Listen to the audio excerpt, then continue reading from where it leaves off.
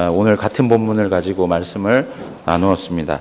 마태복음 가야 할 길이 멀은데 한 본문 가지고 두 번씩 설교하다니 이런 생각을 하실지 모르겠지만 우리가 살펴볼 수 있는 한 또 그 말씀의 내용들을 자세히 살피는 것이 유익합니다.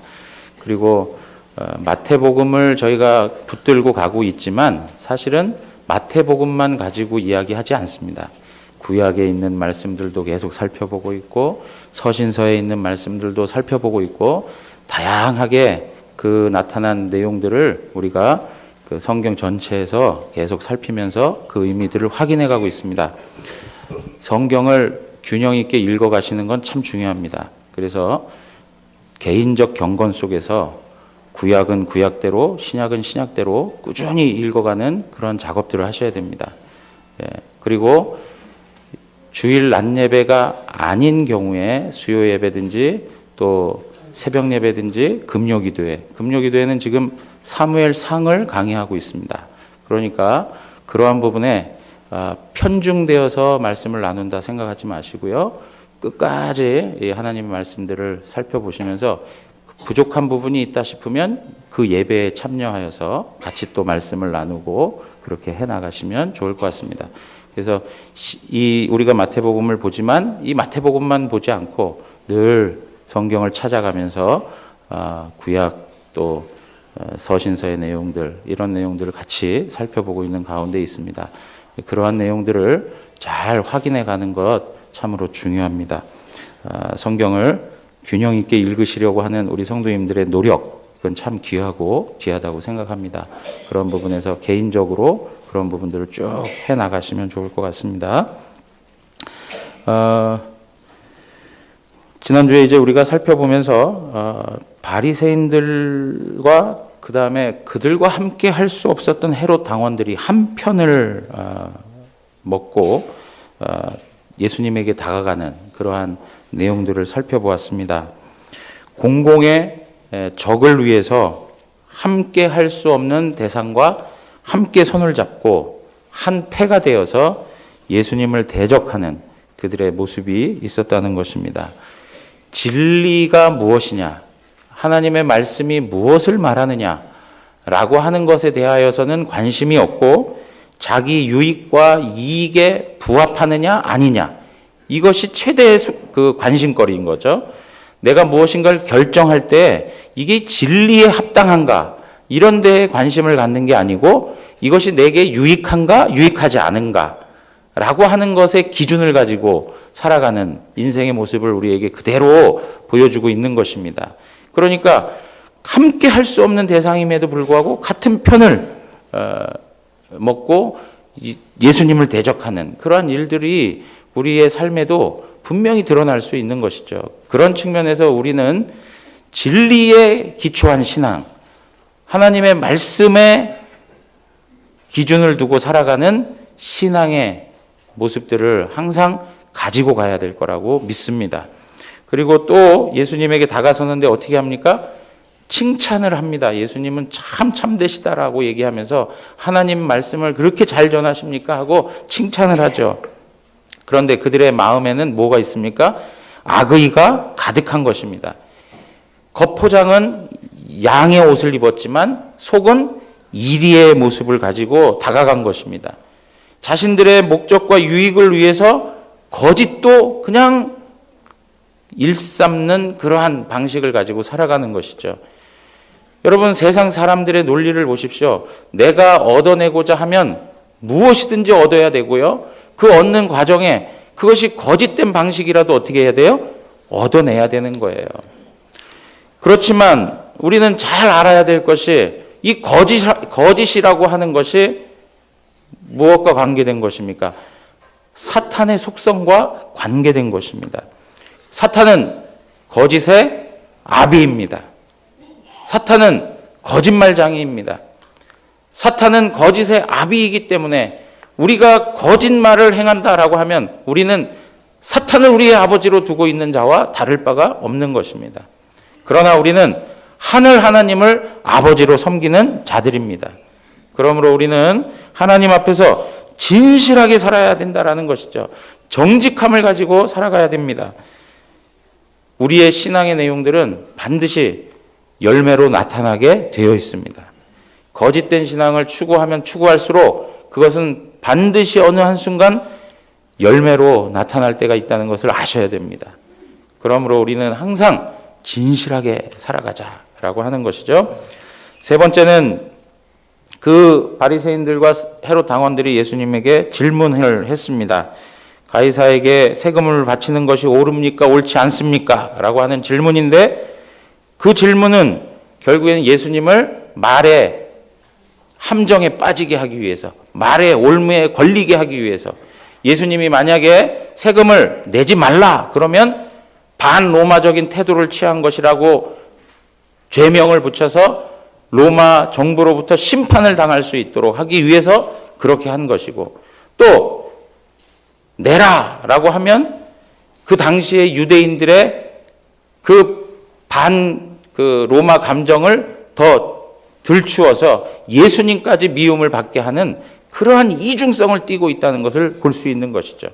이 질문은 결과적으로 예수님을 로마 정부로부터 그리고 예수님을 유대인으로부터 서로 이간질하는 질문이 되었다라고 말씀을 드렸습니다.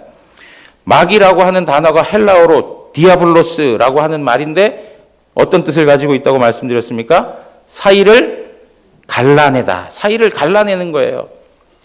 함께 있던 사이를 갈라내는 것. 이건 마귀가 하는 거예요. 마귀가 하는 것. 이간질 마귀가 하는 것입니다. 마귀가 제일 좋아하는 거예요. 서로 이간질을 당하고 하면 어떤 일들이 벌어집니까? 우리는 상처를 받습니다. 하나님은 마음 아파하십니다. 그러나 마귀는 좋아합니다. 마귀는 좋아해요.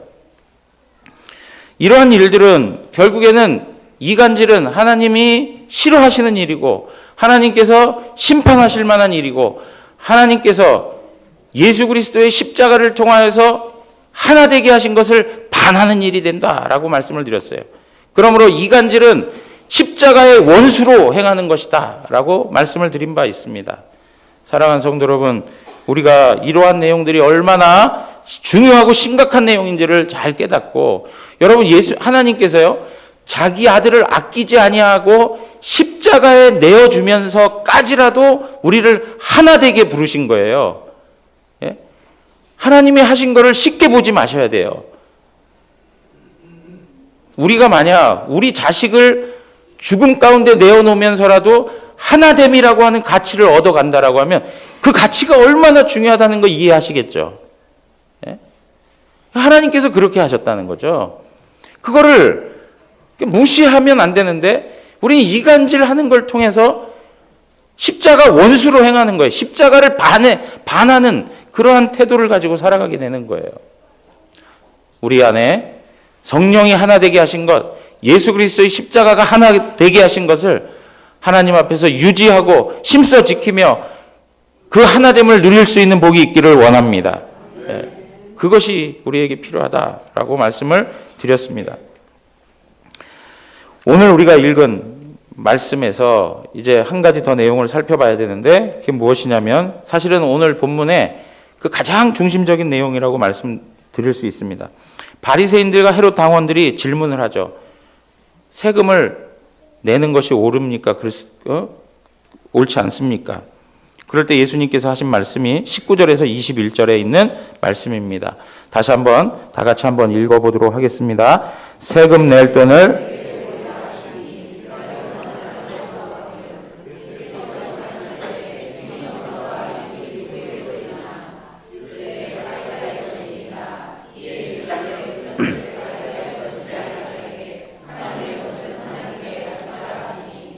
아멘. 여러분 보십시오. 세금 낼 돈을 내게 보이라. 그 당시에 이제 세금 낼 돈 데나리온이었습니다. 그걸 가지고 예수님에게 가지고 갔습니다. 그리고 이 형상과 글, 데나리온의 형상이 있었습니다. 그 형상은 가이사의 형상이었습니다. 그리고 글귀가 있었습니다. 그것도 역시 가이사의 글귀였습니다. 이것이 누구의 것이냐? 그러니까 그들이 21절에 이야기합니다. 가이사의 것입니다 라고 이야기합니다. 그런즉 예수님께서 말씀하시기를 가이사의 것은 가이사에게, 하나님의 것은 하나님께 바치라, 그렇게 얘기합니다. 여러분, 지난주에 우리가 말씀을 나누면서 세금을 바친다라고 하는 것은 그 나라에 내가 종속되겠습니다, 내가 그 나라에 속하겠습니다, 그 나라의 질서를 인정하겠습니다 라고 하는 전제가 깔려 있다라고 말씀을 드렸습니다. 그런데 내가 세금을 내지 않겠다, 그거는 국가 질서에 반하는 거가 되는 것이죠. 그래서 이 세금을 내냐 안 내냐가 굉장히 중요한 의미를 가지고 있는 것입니다. 그래서 미국 사회에서는 보면 세금 내고 안 내고, 세금을 잘못 보고하고 하는 문제에 대해서 아주 심각하게 다루는 것이죠. 우리 사회도 점점 그렇게 되어가고 있는 것 같은데요. 우리가 이 나라에 속한 이상 세금을 내는 것이 합당한 것입니다. 자, 그러면서 그 예수님께서 지금 가이사의 것은 가이사에게 라고 하는 이 표현, 가이사의 것은 가이사에게 바치라 라고 하는 이 표현에 대해서 우리가 이제 내용을 살펴봐야 되는데요. 그런데 이 지금 바리새인들과 헤롯 당원들은 예수님께서 어떻게 답해 주시기를 바랬을까요? 로마 정부에 대해서 반대하는 것처럼 세금 내지 말아라, 이렇게 답해 주는 게 그들에게 있어서 예수를 죽일 수 있는 명분을 찾는 데에는 너무나도 필요한 그러한 상황이었던 것이죠. 그런데 예수님께서는 그렇게 하지 않는 거예요. 성경에 보면은요, 예수 그리스도가 로마 정부에 대하여서 무슨 비판을 한다든가, 뭐 로마 정부를 우리가 타도해야 된다라든가, 로마 정부에 대해서 부정적인 측면의 이야기를 하시는 것을 잘 들어볼 수가 없어요. 그 부분에 대해서 침묵을 하고 있을 정도예요.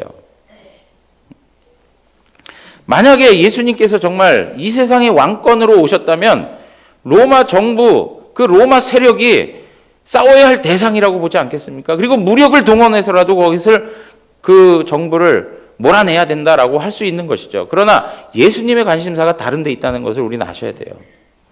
그러면서 오늘 이야기하는데 뭐라고 얘기하느냐? 가이사의 것은 가이사에게, 하나님의 것은 하나님께 바치라, 이렇게 얘기한다는 것이죠. 여러분, 그 당시에 예수님이 계시던 그 시대에 로마 정부에 대한 여러 가지 견해들이 있었습니다. 유대인들은 자신들의 주권을 빼앗기고 있었기 때문에 그 주권을 회복하기 위해서 여러 가지 다양한 방식으로 노력을 하고 있었습니다.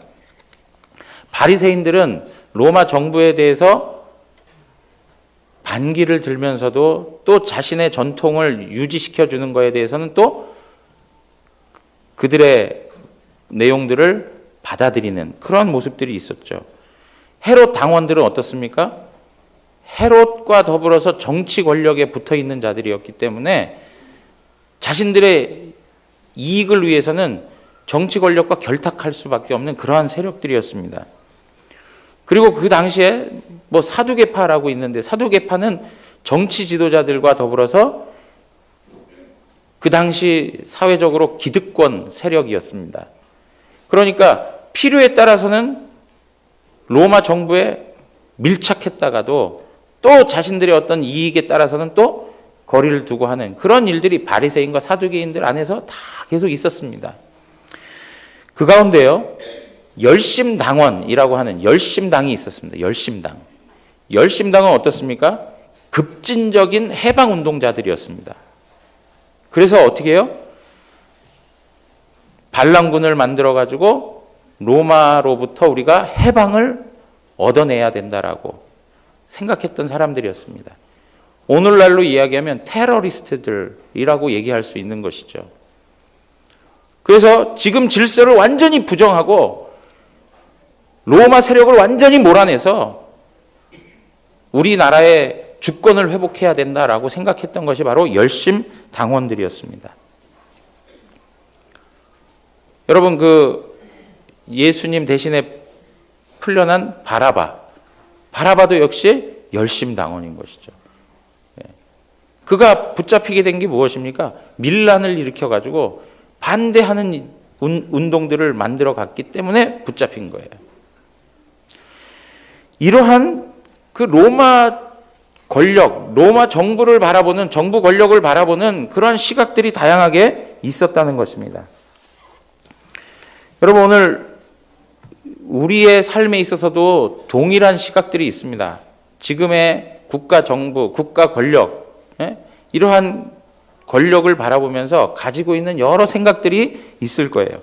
요번에 이제 설날 가시면 하는 일이 있으실 거예요. 설날 가시면 식사 드시겠죠. 그죠? 식사하시고 그다음 뭐 합니까? 남성들은 정치 이야기하고, 그죠? 그리고 또 뭐 하십니까? 식사하고, 예? 그리고 또 뭐 하세요? 정치 이야기하고, 예? 그죠? 대략 두 가지로 집약이 될 수. 여성들은 이제 또 뭐 다양하게, 예? 여러 가지 이제 그 가슴을 이렇게 눌러 가시면서 또 잘 감당해야 되는 또 부분들이 있으실 텐데요. 아무튼 이 설날에 우리 안에 되어질 대화의 주제가 있다면 정치에 대한 이야기들을 분명히 하게 될 수 있는 것입니다. 진보적인 입장에 눈을 가지고, 그리고 보수적인 입장에서 또 설명을 할 수 있을 거예요. 특별히 북한과 이렇게 대치하고 있는 우리나라로서는 이제 여러 가지 지금 정부 정책에 대한 부분을 가지고 이런저런 그 이슈에 대해서 서로 대화할 그런 거리들이 많을 것입니다. 아무튼 우리나라는 이런 여러 가지 일들로 인해서 서로 이념적으로 많은 갈등을 겪고 있고, 서로 죽이기 위해서, 그리고 그 정권을 또 다시 잡기 위해서 여러 가지 노력들을 기울이고 있습니다. 근데 이제 문제는 뭐냐면, 교회 성도들 안에서도 내가 우파냐 좌파냐, 내가 진보적 입장을 취하느냐 보수적 입장을 취하느냐 하는 것으로 서로 갈등을 겪는단 말이에요. 그래서 그런 이야기 많이 하죠. 교회에서는 무슨 얘기 많이 하지 말라고요? 정치 얘기하지 말아라, 그런 얘기 많이 해요. 그런데 지금 제가 오늘 정치 얘기를 꺼내 들고 와가지고 대화하고 있는데요. 정치 얘기하지 말아라. 왜냐하면 정치 얘기하면 서로 그리스도 안에서 한 형제요 자매요 이렇게 잘 지내다가도 정치 얘기 때문에 서로 상함을 입고 갈라지고 또 상처를 주는 그런 일들이 있으니까 그런 얘기 꺼내지 마시오, 이렇게 얘기들을 한단 말이에요. 여러분, 이러한 측면에 있어서 우리가 이 국가 권력에 대해서, 이 정부 권력에 대해서 어떠한 이해를 가지고 살아가야 될까 하는 것이 우리가 살펴볼 내용인 것입니다. 여러분, 예수님께서 정말 그 당시에 여러 가지 로마 정부에 대한 견해가 있었음에도 불구하고 예수님은 가이사의 것은 가이사에게 바치라, 이렇게 말씀을 하셨다는 것이죠. 가이사의 것은 가이사에게 바치라 라고 하는 말은 그 당시 국가 질서를 어떻게 하라는 거예요? 인정하라 라고 하는 말이에요. 그 당시에 로마 권력을 받아들이라고 얘기하는 거예요. 왜 그런지 아십니까? 그 권력이 누구로부터 왔기 때문에요? 하나님께로부터 왔기 때문에 그렇습니다. 하나님께서 세운 것이기 때문에 그걸 인정하라, 그렇게 얘기하고 있습니다. 여러분, 로마서 13장 1절 말씀 우리 한번 다 같이 읽어보겠습니다. 다 같이 읽습니다. 각 사람은 위에 있는 권세들에게 복종하라. 권세는 하나님으로부터 나지 않음이 없나니 모든 권세는 다 하나님께서 정하신 바라. 모든 권세는 다 하나님께서 어떻게 하셨다고요? 정하셨다, 그렇게 얘기하고 있어요. 모든 권세는 하나님이 정하셨다. 2절에 보니까 그러므로 권세를 거스리는 자는 하나님의 명을 거스리니 거스르는 자들은 심판을 자취하리라 그랬어요. 모든 국가 권력, 그 권세는 하나님이 세우신 거고 그것을 거스리지 말아라. 그것을 거스리는 건 누굴 거스리는 거라고요? 하나님 거스리는 거다, 이렇게 얘기하고 있어요. 하나님 거스리는 거다. 그러면서 하나님의 명을 거스리는 자들은 심판을 당하게 될 것이다, 이렇게 말하고 있는 것이죠. 여러분 그 다음에 한번 읽어보겠습니다. 3절 4절 계속 읽어보겠습니다. 다스리는 자들은 선한 일에 대하여 두려움이 되지 않고 악한 일에 대하여 되나니 내가 권세를 두려워하지 아니하려느냐. 선을 행하라. 그리하면 그에게 칭찬을 받으리라. 그는 하나님의 사역자가 되어 내게 선을 베푸는 자니라. 그러나 내가 악을 행하거든 두려워하라. 그가 공연히 칼을 가지지 아니하였으니 곧 하나님의 사역자가 되어 악을 행하는 자에게 진노하심을 따라 보응하는 자니라. 그러니까 국가 권력이, 그 권력자가 뭘 하겠다는 거예요? 하나님의 사랑과 하나님의 공의를 나타내겠다는 거예요. 권력자를 두려워할 이유가 없어요. 왜요? 내가 국가 질서를 따라서 선하게 살면 무서울 일이 없다는 거예요. 그러나 국가 질서를 거스려서 범죄하는 삶을 살게 되면 그 국가 권력과 그 권세가 어떻게 한다고요? 공의의 칼을 빼들고 우리를 심판하겠다라고 이야기하는 거예요. 그래서 전 백성들이 그 질서 가운데에서 평안을 누리고 살아갈 수 있도록 하겠다는 것이죠.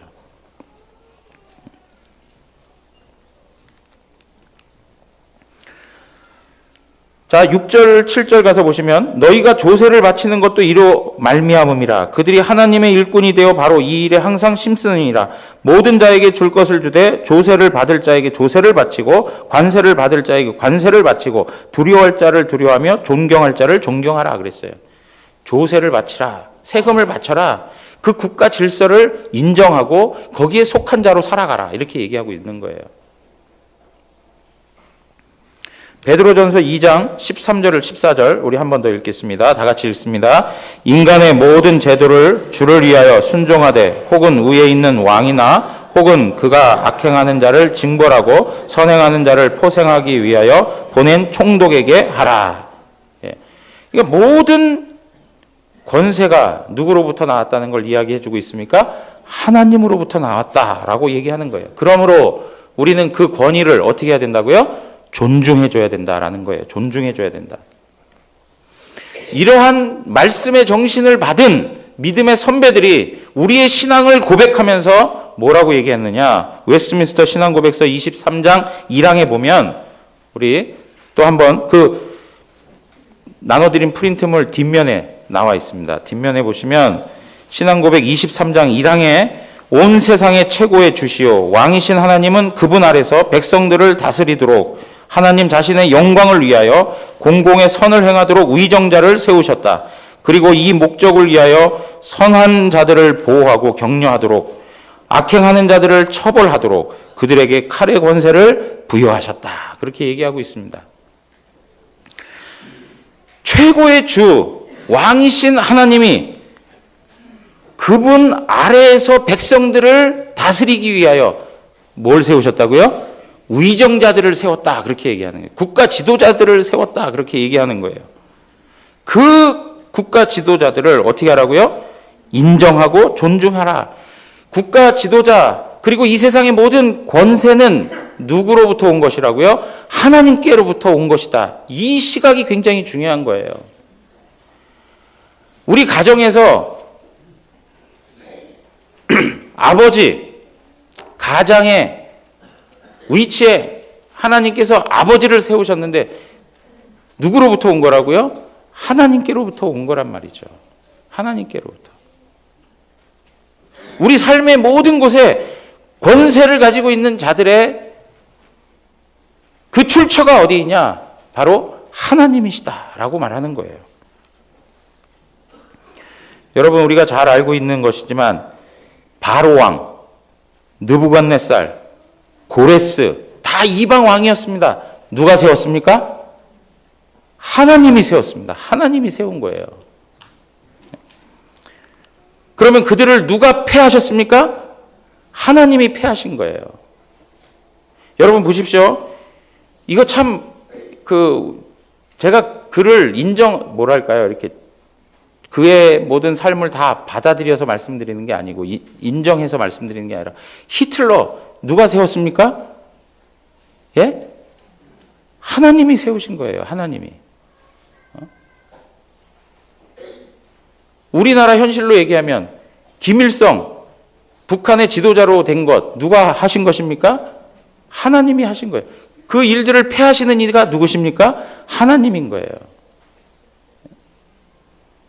자, 그러면 보십시오. 우리 시대, 우리 지금 정부, 문재인 정부 누가 세운 것입니까? 예, 정확히 얘기하십시오. 누가 세운 거예요? 하나님이 세우신 거예요. 예. 우린 그걸 존중해 줘야 된다는 것이죠. 하나님이 세운 거예요. 하나님이 세운 거. 그런데 우리는 그 정부에 대해서 우리의 입장과 다르다고 해서 완전히 무시를 해버린다고요. 예. 여러분, 박근혜 대통령 누가 세운 거예요? 하나님이 세우신 거예요. 예. 그러면 그 당시에 진보적 입장에 있는 사람들일지라도 박근혜 대통령을 존중해줘야 되는 거예요. 마찬가지로 지금 현재 문재인 대통령을 대통령으로서 인정해줘야 된다는 거예요. 왜요? 그 모든 국가 권력이 누구로부터 나오기 때문에요. 하나님으로부터 말미암기 때문에 그래요. 우리가 그들을 무시하고 인정하지 않는 자세 대신에 우리에게 요구되어지는 게 무엇이냐면 웨스트민스터 신앙고백서 23장 4항에 보면 이런 말씀이 있습니다. 의정자들을 위하여 기도하고 그들의 인격을 존중하고 공물과 기타 세금을 지불하고 그들의 합법적 명령에 순종하고 양심을 위하여 그들의 권위에 복종하는 것은 백성의 의무이다. 불신앙이나 종교의 차이가 있어도 여러분 여기 보십시오. 그가 나와 다른 신앙을 가지고 있어요. 그리고 종교적 차이를 가지고 있어요. 있어도 의정자의 정당한 합법적 권위는 헛되지 않으며 백성은 그들에게 마땅히 순종해야 한다. 교직자들도 이러한 의무들로부터 면제되지 않는다. 여기서 얘기하는 교직자라는 것은 목사들을 얘기하는 거예요.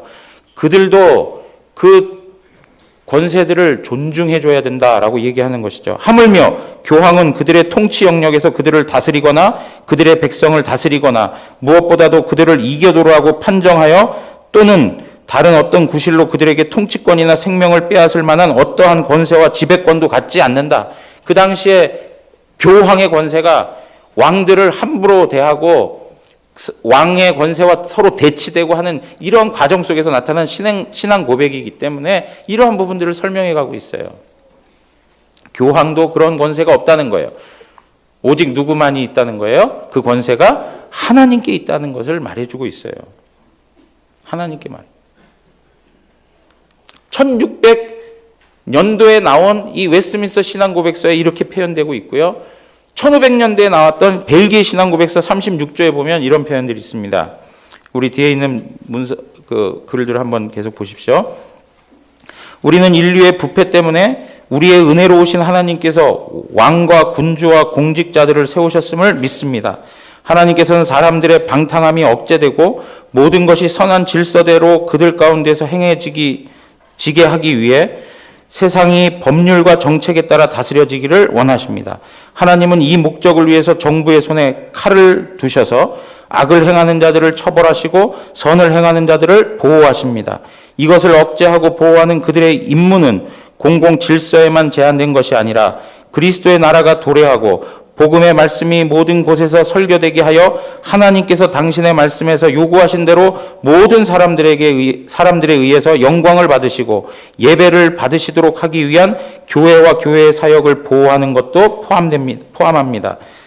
더욱이 신분이나 조건, 주의를 막론하고 모든 사람은 공직자들의 다스림을 받아야 하고 세금을 내야 하며 그들을 경의와 존경으로 대해야 하고 하나님의 말씀에 위배되지 않는 한 모든 일에 있어서 그들에게 순종해야 합니다.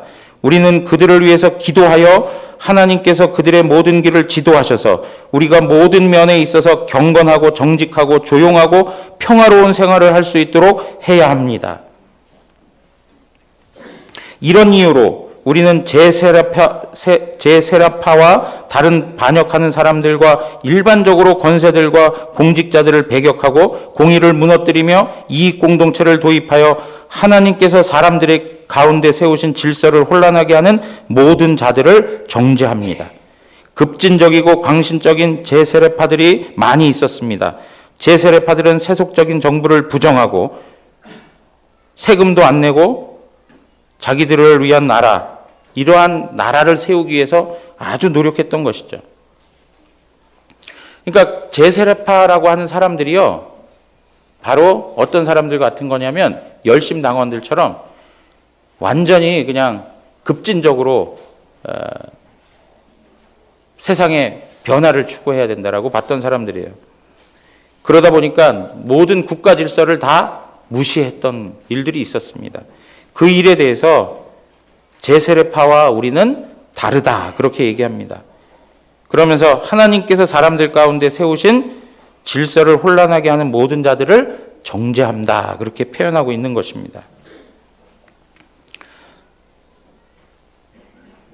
여러분, 오늘 우리가 이러한 내용들을 보면서 하나 분명하게 인식해야 될 건 뭐냐면, 하나님께서 모든 권세를 허락하신다라고 하는 생각입니다. 이 벨기에 신앙고백서가 기록됐던 당시에는요, 필립 2세라고 하는 사람에 의해서 많은 사람들이 목숨을 잃고 박해를 당하고 순교를 했던 그런 상황이었습니다. 그럼에도 불구하고 그 국가 질서에 대해서 존중해 주라고 이야기하고 있는 거예요. 예수 믿는 사람들, 구교에서 신교로 돌이켜서 하나님의 교회에 편입되는 그러한 사람들에 대하여서 어떻게 해요? 다 잡아다가 죽였어요. 예. 그런데도 불구하고 뭐라고 얘기하는 거예요? 그 국가 권세를 존중해 주라고 이야기하고 있는 거예요. 우리 같으면 어떻게 해야 됩니까? 만약에 지금 그런 상황이다. 그러면 그 국가 권력에 대항해서 그냥 완전히 그들을 타도해가지고 우리가 모든 권력을 다 잡아야 된다라고 하는 생각을 가질 수 있겠는데, 그렇게 하지 않는다는 거예요. 여러분, 여기에서 하나님께서 세우신 이러한 국가 권력들을 존중하고 인정하라고 하는 것, 이것이 바로 가이사의 것은 가이사에게라고 하는 의미인 것입니다. 그러면 이런 질문을 할 수 있지 않겠습니까?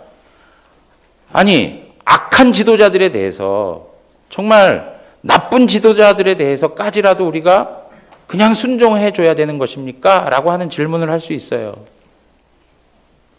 오늘 벨기에 신앙고백서에서도 이야기한 것처럼 하나님의 말씀에 위배되지 않는 한 모든 일에 있어서 그들에게 순종해야 된다라고 제한을 두고 있어요. 하나님의 말씀에 위배되지 않는 한, 여러분, 하나님의 말씀에 위배되지 않는 한 그들의 모든 것들을 다 받아들이고 순종해야 돼요. 그리고 그 직위에 대한 것도 존중해 줘야 돼요. 그러나 하나님의 말씀에 위배되는 것, 하나님 앞에 예배하는 것을 박탈하고 하나님 앞에서 신앙의 자유를 갖는 것을 억압하고 하나님께 영광 돌리는 그 일들에 대해서 하지 못하도록 하는 그러한 것들에 대하여서는 저항하라고 말씀하고 있는 거예요. 저항하라. 그 직위를 완전히 탈취해서 우리가 그 직위를 가져라라고 얘기하지 아니하고요. 그 직위 자체는 존중해 주되 저항하라고 이야기하고 있어요. 저항하라. 여러분, 그 당시에 로만 캐톨릭에서 나와가지고요, 진리의 말씀을 따라서 개신교로 들어가게 되는데, 그 당시에 왕과 교황이 어떻게 합니까? 그것을 허락하지 않는 것이죠. 그 당시에 법 질서로 그것을 다 막아버리는 거예요. 그러니까 권세가 그것을 반대한다고 해서 거기에 머물러 있어야만 하느냐? 그렇지 않다는 거예요. 그래서 벨기에 신앙고백서 28조에 가서 보시면, 자, 좀 전에 말씀드렸습니다. 권위에 순종하라고 이야기했고 그것을 존중하라고 이야기했습니다. 그러나 하나님 말씀에 위배되는 것에 대해서는 저항하라고 하는 내용을 28조에 담고 있어요. 자, 우리는 이 거룩한 모임과 회중은 구속받은 자들의 모임이며 이 모임 밖에는 구원이 없기 때문에 신분이나 지위를 막론하고 누구도 이 모임에서 물러나 혼자 있는 것에 만족해서는 안 된다고 믿습니다. 무슨 얘기입니까? 나 혼자 신앙해서는 안 되고 교회에 소속해야 된다는 거예요. 교회에 가입되어야 한다라고 이야기하는 것입니다. 오히려 모든 사람은 교회에 가입하고 교회와 연합해야 할 의무가 있으며 교회의 일치를 유지해야 합니다. 그들은 자기 자신을 교회의 가르침과 건징에 복종시켜야 하고 자신의 목을 예수 그리스도의 멍에 아래 숙여야 하며 동일한 몸의 지체로서 하나님께서 그들에게 주신 재능에 따라 형제 자매들을 세우기 위해 봉사해야 합니다. 이것이 좀 더 잘 지켜지기 위해서 하나님의 말씀을 따라 교회에 속하지 않은 사람들로부터 분리되어 어디든지 하나님이 설치하신 회중에 가입하는 것은 모든 신자의 마땅한 의무입니다. 그렇게 얘기하고 있습니다. 그리고 그 한 문장 다 같이 한번 읽겠습니다. 설령 지배자들과 왕의 칙령이 그 의무에 반대될지라도 죽음이나 육체적 형벌이 따른다고 할지라도 모든 신자들은 그렇게 해야 합니다. 예. 여러분 여기 보십시오. 지배자들과 왕의 칙령은 너희가 개신교에 소속하면 안 된다라고 이야기하는 거예요. 그러나 그것이 강요된다 할지라도 어떻게 하라고요? 우리가 죽음과 육체적 형벌을 받는다 할지라도 교회에 가입되어야 한다는 거예요. 그러니까 여러분 여기에서 우리가 하나님 앞에서 저항하는 방법을 안내해주고 있다는 것을 잘 아셔야 돼요. 우리가 국가 권력이 하나님 말씀에 반대하여서 우리에게 강요할 때 우리는 어떤 방식으로 저항하는가? 세상 사람들처럼 힘의 논리를 동원해서 저항하는 것이 아니라 진리의 말씀에 따라서 살아가는 거예요, 그냥. 진리의 말씀에 따라서 순종하며 살아가는 거예요. 법적으로 그것을 제재한다 할지라도 그 법을 어겨가면서 하나님의 말씀이 최상의 법인 줄 알고 그 말씀대로 순종해 가는 거예요. 그것이 저항하는 방식인 거예요. 그래서 이 법을 지키지 않는다고 구속을 하거나 이 법을 지키지 않는다고 박해를 가하고 죽음까지 내놓으라고 하면 죽는 것이 저항하는 방식인 거예요. 세상 논리로 힘을 규합해서 우리가 그 힘과 대결하겠다라고 하는 방식은 철저히 세상적 방식이고요. 우리의 삶의 현장에서 진정한 그리스도인으로서 그 진리를 붙들고 살아가는 것, 누가 뭐라고 해도 누가 그것에 대해서 반대하고 비판하고 정죄한다 하더라도 이것이 하나님 말씀에 옳은 거라고 하면 그 말씀을 붙들고 가는 것이 저항하는 방식인 거예요. 그런데 오늘날 많은 기독교회가 나가서 피켓은 들고 세상 사람들과 같이 힘의 논리를 내세울 수는 있어도 삶의 현장에서 이 정신을 가지고 살아가지 않는다는 데 안타까움이 있는 거예요. 삶의 현장에서 철저히 하나님 말씀을 부여잡고 그 말씀이 진리되도록 우리가 순종해 갈 때에 같이 모여서 함께 저항해 갈 때에도 힘이 있는 것이죠. 그런데 삶의 자리에서 그런 저항의 정신들을 가지고 살지 못하면서 그냥 말로만 떠들어가는 그런 방식은 세상 사람들과 똑같을 수밖에 없다는 거예요.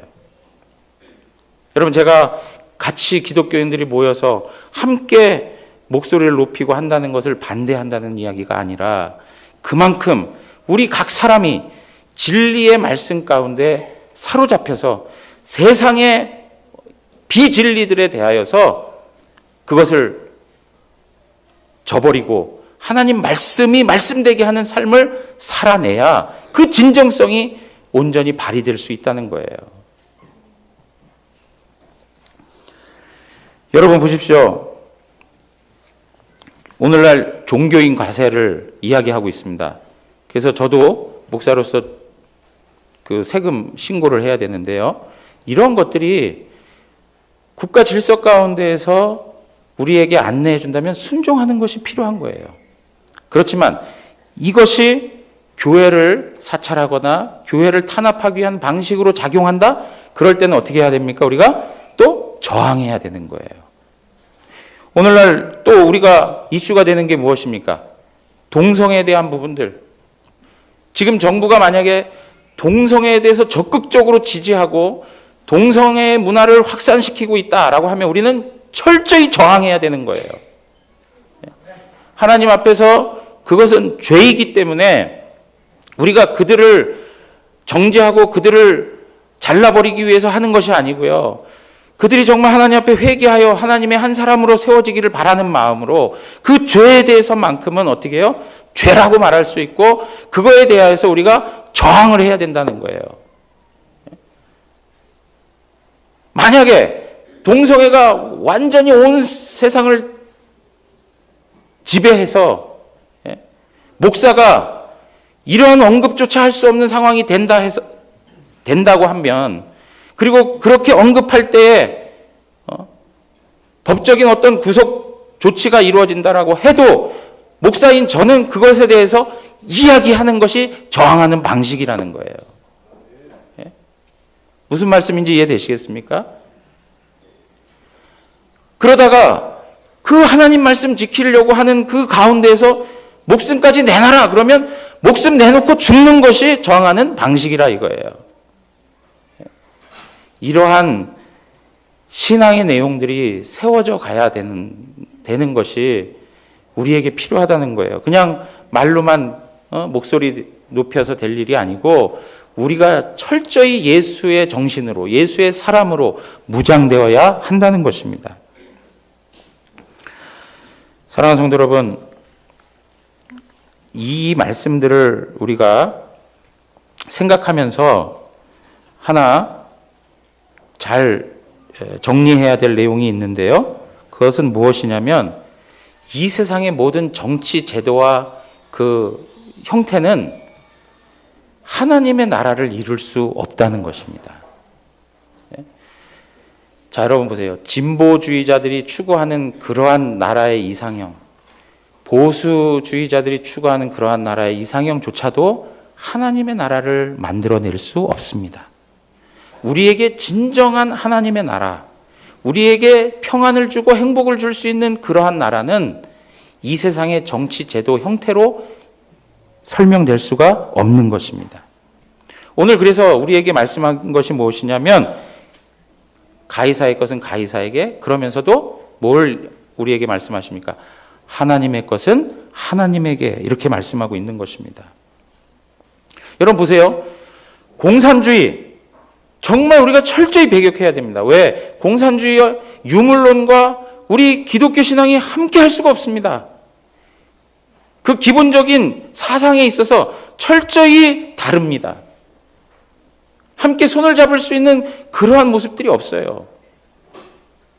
그러나 또 한편 우리가 생각해야 될 게 있어요. 무엇이냐면, 그러면 자유민주주의는 괜찮냐 이거예요. 예? 자유민주주의에 우리의 모든 것을 다 맡기고 자유민주주의가 완전한 제도라고 우리가 믿고 살아갑니까? 우리 그렇지 않다는 거예요. 자유민주주의 때문에 인본주의가 성행하고 세속주의로 나아가고 하나님 중심에서 인본주의로 나아가는 그러한 시대 흐름을 만들어서 우리로 하여금 하나님을 떠나게 하는 일들이 얼마나 많습니까? 우리가 그러한 자유민주주의에 대한 기저에 깔려있는 사상에 대해서 잘 파악하고 철저히 그것도 배격해야 될 것이죠. 거기에 대해서 저항해야 되는 거예요. 그런데 우리는 공산주의는 무조건 나쁘고 자유민주주의는 우리가 가지고 있는 최고의 정치 형태이기 때문에 그것은 우리가 다 받아들여야 된다. 모든 것을 우리 기독교의 입장과 다 똑같은 그런 선에 서 있다. 이건 잘못 생각하고 있다는 거예요. 여러분, 자본주의 중요합니다. 그렇지만 이 자본주의가 우리 신앙에 얼마나 많은 영향을 끼쳐가고 있습니까? 하나님 대신에 돈을, 물질을 하나님으로 섬기도록 만들어가고 있습니다.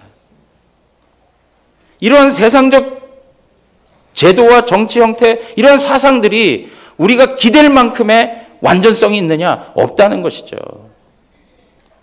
어떠한 제도든 간에 하나님 나라의 관점에서 보면 거기에는 잘 되는 부분이 있는가 하면 또 잘 되지 못하는 부분들이 있다는 거예요.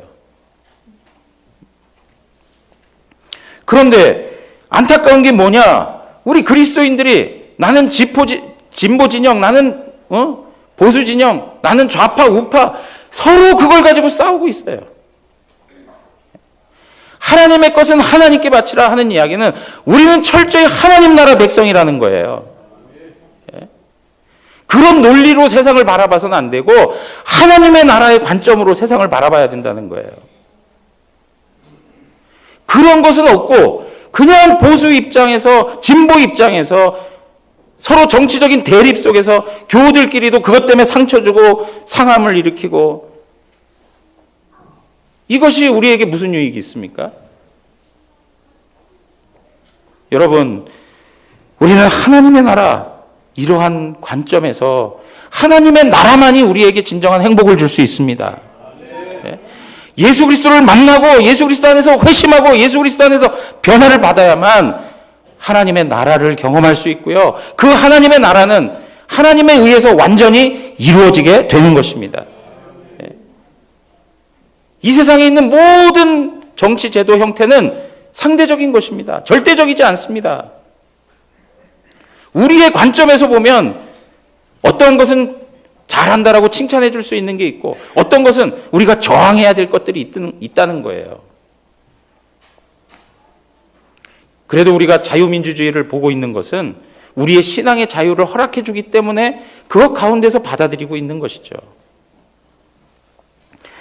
여러분, 이러한 내용에 있어서 우리가 놓치지 말아야 될 중요한 내용이 하나가 무엇이냐면, 이러한 세상 나라 위에 하나님의 통치가 이루어지고 있으면서 동시에 하나님께서는 이 하나님의 나라를 무엇을 통해서 이루어 가십니까? 하나님의 교회를 통해서 이루어 가신다는 거예요. 그래서 조지 길레스피라고 하는 개혁신학자가 이러한 말을 했습니다. 세상 관원은 하나님의 종이지만 그리스도의 종은 아니다. 이런 표현을 했어요. 세상 관원, 세상 정부 권력자들은 하나님의 종이지만 그리스도의 종은 아니다라고 얘기했어요. 왜 하나님과 그리스도를 이렇게 나눠야만 하느냐? 왜냐하면 온 세상은 누가 통치하고 계세요? 하나님이 통치하고 계세요. 하나님이 여러 왕들을 세우셔서 여러 권력자들을 세워서 하나님이 통치하고 계시는 거예요. 우리 그걸 존중해 줘야 된다는 것이죠.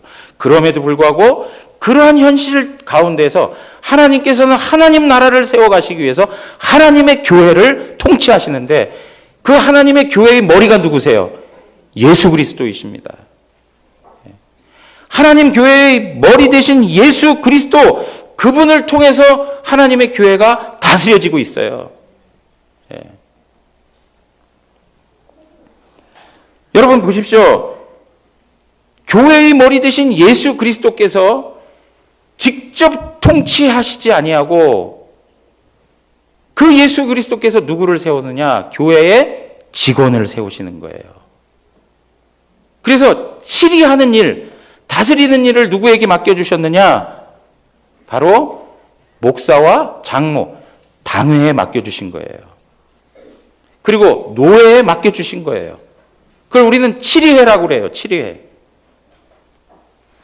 여러분, 여기에서 우리가 정말 심각하게 또 신중하게 생각해야 될 것이 무엇이냐면, 하나님의 교회는 민주주의가 아니라는 거예요. 하나님의 교회는 신정주의예요. 신정주의. 그래서 당회를 세우신 목적이 무엇이냐? 당회를 통해서 그리스도의 말씀으로 교회가 다스려지기를 위해서 세우신 거예요. 그러니까 당회원들은, 목사인 저나 우리 장로님들은 어때야 합니까? 그리스도의 말씀을 잘 살피고 그리스도의 말씀의 정신을 따라서 교회 가운데 하나님의 뜻이 이루어지도록 수종들기 위해서 세운 거예요. 다윗이 다윗의 왕좌에 앉아서 다윗의 정치를 한 게 아니라 누구의 정치를 하는 거예요? 하나님의 정치를 하는 거예요. 마찬가지로 당회에 목사나 장로가 세움받아서 하나님의 선하신 뜻을 받들어 그 뜻이 하나님의 교회에 잘 이루어질 수 있도록 섬기기 위해 부름받은 것이 바로 목사요 장로인 거예요. 그러니까 모든 교우들은 그 직위에 대해서 존중해 줘야 되는 거예요. 그 직분도 누가 주신 거예요? 하나님이 주신 거예요. 그러므로 부족함이 있고 연약함이 있어도 그 직위를 인정해 주시고 존중해 주셔야 돼요. 그리고 목사인 저나 우리 장로님들은 우리가 그리스도의 통치, 그리스도의 다스림의 위임을 맡은 자로서 정말 그것이 얼마나 무거운 것인가를 생각해야 되는 거예요.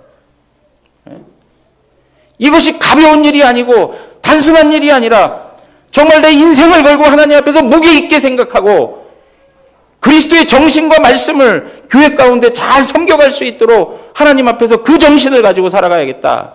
이러한 생각을 하고 살아야 되는 거예요. 그리고 교회는 그러한 장로님들을 존중해주고 당회를 인정하고 그래서 교회가 하나님의 말씀의 다스림을 받아야 되는 거예요. 그런데 오늘날 한국교회가 어떻습니까? 장로교 정치를 잘못 이해해서 민주주의로 알고 있어요.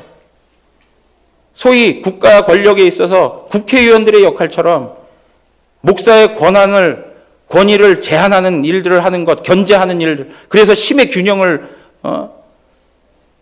갖기 위한 하나의 제도로 보고 있다는 얘기예요. 그리고 교인들이 생각하는 어떤 불평의 소리들을 전달해가지고 그것을 정책에 입안하려고 하는 그런 생각들을 가지고 있어요. 그러니까 교회가 어떻게 됩니까? 점점 세속화되는 거예요. 세상하고 다를 바가 없는 거예요. 여러분 보십시오. 하나님께서 이스라엘 백성들을 애굽에서 건져내서 가나안으로 인도해가는 과정에서 여러 반란의 일들이 있었습니다. 그럴 때마다 하나님께서 어떻게 하십니까? 모세와 아론의 권위를 세워주세요.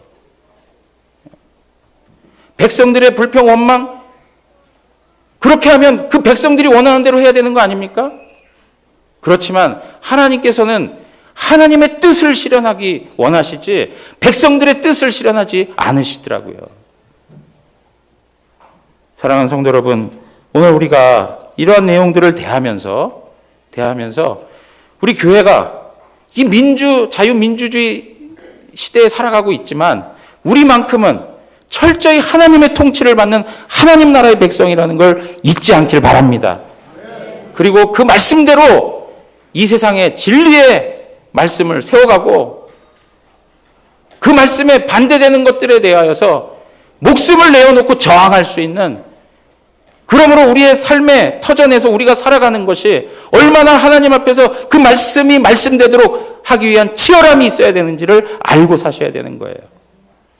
그리고 우리 장로님들 또 목사인 저에게 있어서는 그것이 얼마나 중요한 일이며 무게가 있는 것인지를 깨닫고 하나님 앞에서 바른 정신을 가지고 하나님의 교회를 치리해 가야 되는 것입니다. 오늘 우리 대구 영안교회가 이런 모범적인 장로교회로서 하나님 앞에 영광 돌릴 수 있는 그러한 교회가 되기를 주님의 이름으로 축원합니다. 다 같이 일어나겠습니다.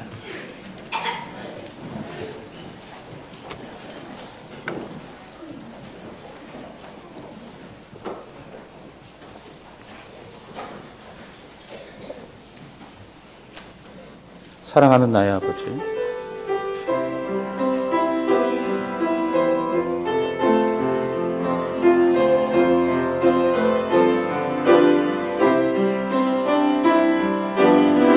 사랑하는 나의 아버지, 이름 높여드립니다. 주의 나라 찬양 속에 임하시니 능력에 주께 찬송하네. 전능하신 하나님 찬양, 언제나 동일하신 주, 전능하신 하나님 찬양, 영원히 다스리. 사랑하는 나의 아버지, 사랑하는 나의 아버지, 이름 높여드립니다. 주의 나라 찬양 속에 임하시니 능력에 주께 찬송하네. 전능하신 하나님 찬양. 언제나 동일하신 주 전능하신 하나님 찬양. 영원히 전능하신 하나님, 전능하신 하나님 찬양. 언제나 동일하신 주 전능하신 하나님 찬양. 영원히 다스리네. 우리 시간에 함께 기도하도록 하겠습니다. 기도하실 때 오늘 들려주신 말씀을 가지고 정말 하나님께서 통치하시는 나라, 이 세상에 우리의 마음을 두고 살지 않게 하시고 정말 진리가 진리되도록 우리의 삶의 현장에서 하나님 나라 백성으로 그리스도의 정신을 가지고 살아갈 수 있도록 도와주시옵소서. 그리고 이 나라 민족, 하나님이 세우신 의정자들 가운데 은혜를 주셔서 그들이 하나님 두려워할 수 있도록 도와주시고 정말 하나님 앞에 선한 방식으로 쓰임받을 수 있는 그 국가 지도자들이 될 수 있도록 은혜 달라고, 그리고 철저히 하나님 말씀이 말씀되는 그 삶을 내가 감당하며 하나님의 온전한 통치가 나의 삶을 통해 이루어질 수 있게 해달라고 우리 시간 다 같이 하나님 앞에 기도하며 간구하겠습니다. 살아계신 하나님 아버지, 하나님 은혜를 구합니다. 하나님 아버지 도와주시옵소서. 우리에게 하나님 함께하여 주시옵소서. 하나님 아버지, 우리에게 허락한 말씀을 따라서 하나님 순종하며 믿음으로 나아가기를 원합니다. 하나님 아버지, 이 세상의 권력들 앞에서 하나님 아버지, 우리가 그것을 부정하고 싶을 때도 있고 하나님 아버지 그것을 무시할 때도 있고 싶지만 하나님 아버지, 주님께서 세우신 것임을 알고 하나님의 주권을 인정하며 하나님 앞에서 감당해야 할 바를 감당할 수 있도록 도와주시기를 원합니다. 하나님 아버지 도와주시옵소서. 하나님 아버지여, 우리가 이 세상 정치 형태로는 하나님 나라를 이룰 수 없음을 알게 하시고 하나님 아버지여, 온전히 주님께 속한 하나님의 나라가 영원하기를 믿습니다. 하나님 아버지여, 우리가 그리스도의 말씀을 하나님 정신으로 삼고 살아갈 수 있도록 도와주시옵소서. 하나님 아버지여, 하나님의 교회가 민주주의가 아니라 하나님의 온전한 통치가 이루어져야 하는 것임을 알게 하시고 하나님 아버지 앞에 온전히 하나님 나라의 백성으로 살아갈 수 있도록 도와주시기를 원합니다. 하나님 아버지여, 주님께 영광이 되기를 원합니다. 하나님 함께 주시옵소서. 복되게 주시옵소서.